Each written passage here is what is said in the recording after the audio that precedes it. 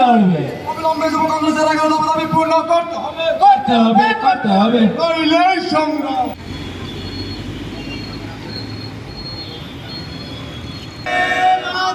বন্দে মাতরম।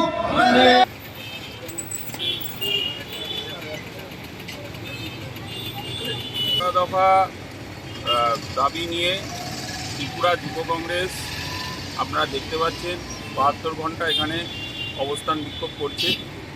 এখানে রাখু থেকে শুরু করে বিভিন্ন যারা যুব নেতা সবাই উপস্থিত আছেন, বিভিন্ন জায়গা থেকে এসেছেন। আমাদের মূল বক্তব্য হচ্ছে টেট 1 টেট 2 যারা পরীক্ষা দিল তাদের ভবিষ্যৎ কী হবে। চাকরি 10,323টা চাকরি এখনও দিতে পারছে না। জিআরবিটির ফল ঘোষণা করার ক্ষমতা নেই, অথচ মুখে বলছে চাকরি দেবো চাকরি দেবো চাকরি দেবো। কেউ বলছে 50,000, কেউ বলছে 26,000। এই হাজারে বেজার হয়ে যাচ্ছে ত্রিপুরার যুবক। তাই ত্রিপুরার যারা যুবক আছে তাদের স্বার্থে, তাদের দিকে তাকিয়ে এই লড়াই সংগ্রাম।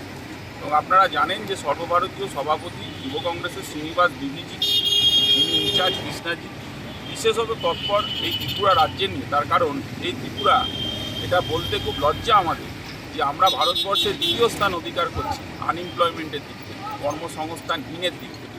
একে কর্মসংস্থান নেই, অন্যদিকে সমস্ত জিনিসের দাম বেড়ে রয়েছে। আমরা সংসার চালাবো কী করে? এই সরকার ভাবছে না, শুধু ডবল ইঞ্জিনের ডবল ফাঁকি মারছে। তাই আমি মনে করি, এবং আর একটা গুরুত্বপূর্ণ দাবি আপনাদের কাছে রাখি, সেটা হচ্ছে নেশামুক্ত ত্রিপুরা।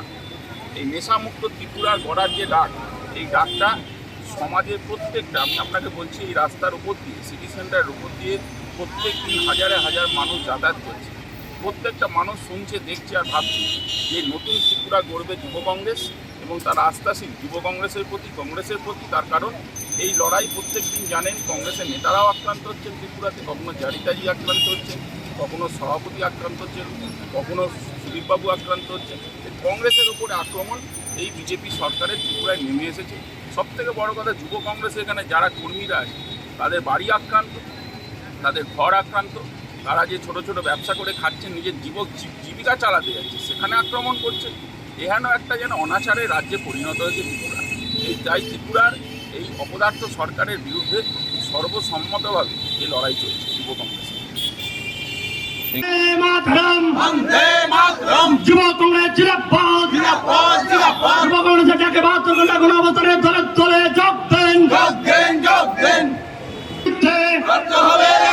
এই বাইক বাহিনীর বিরুদ্ধে, বাইক বাহিনী যারা আক্রমণ করে যুবক পুনর্নিয়োগ করতে হবে। যুব কংগ্রেসের আন্দোলন চলছে।